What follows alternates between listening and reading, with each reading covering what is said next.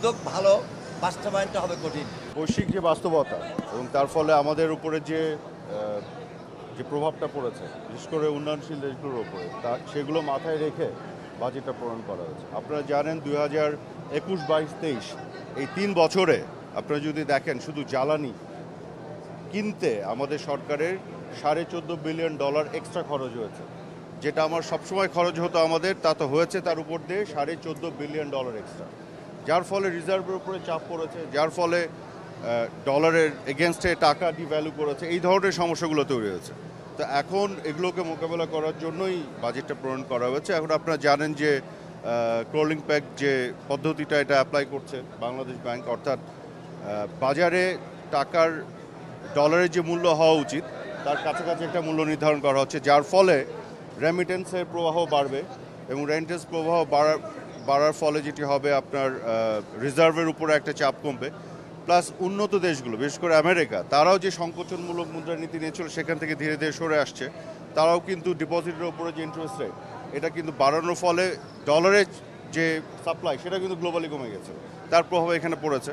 তো ওই সব কিছু মিলে এখন আগামী 1 বছরের মধ্যে আমরা আশা করছি একটা সহনীয় পর্যায়ে সব কিছু চলে আসবে। যে ধরনের এনপিআরের উপরে যে লক্ষ্যমাত্রা দেওয়া হয়েছে এদিকে সাধারণ জনগণের উপরে চাপ পড়বে।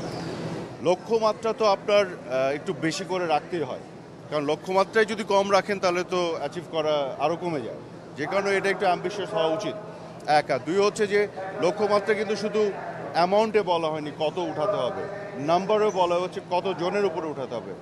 3-4 বছরের মধ্যে আমি দেখেছি 21 লক্ষ থেকে 40 লক্ষ হয়েছে ট্যাক্স কাভারেজের পরিমাণ। তো ট্যাক্স নেটও কিন্তু বড় হচ্ছে, এমন না যে একই ব্যক্তির উপরে বারেবার ট্যাক্স ইম্পোজ করে এটা বাড়ানো হচ্ছে।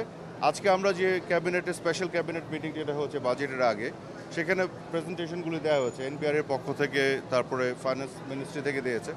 এখন আমরা যেটা দেখছি ফোকাস করা হচ্ছে যে মানুষের উপরে কষ্ট যেন লাঘব হয়, মূল্যস্ফীতি যেন কমে এবং ট্যাক্স রেট যেন বাড়ানো যায় এভাবে। আর আর উন্নয়নের যে গতি পেস এটা যাতে কমে না যায়।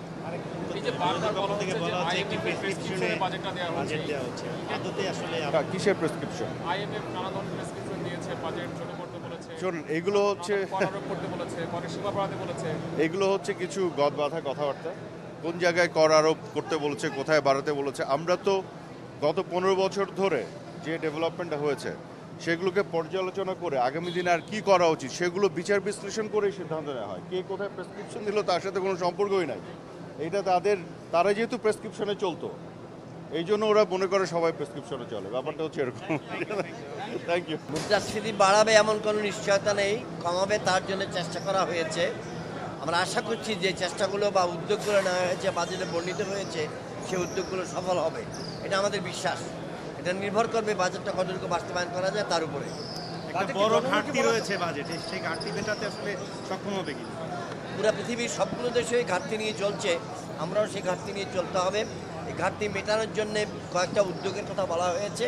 আমি আবার পুনরায় উল্লেখ করি, উদ্যোগ ভালো, বাস্তবায়নটা হবে কঠিন। এনবিআরকে যে লক্ষ্যমাত্রা দেওয়া হয়েছে তাতে কি এটা গণমুখী মনে হচ্ছে নাকি অতিরিক্ত চাপ পড়বে সাধারণ মানুষের উপর? এটা একটা পরিকল্পনা, মানুষের উপরে চাপ পড়বে নিঃসন্দেহে। সেই চাপকে হালকা করার জন্যে অন্যান্য উপাত্ত লাগবে, আরও অনেক উদ্যোগ লাগবে, যে মানুষের উপর যে চাপ পড়বে সেটা কেমনি অফসেট করা যায়। এটা মেটানোর জন্য কি আপনাদেরকে কোনো পরিকল্পনা দেওয়া হয়েছে? মূল্যস্ফীতি নিয়ন্ত্রণের উদ্যোগ নেওয়া হয়েছে। যদি পদক্ষেপগুলো বাস্তবায়ন করা যায় তাহলে মুদ্রাস্ফীতি নিয়ন্ত্রণে থাকবে। এখন বাস্তবায়ন কীরকম হবে সেটার জন্য অপেক্ষা করতে হবে আমাদের।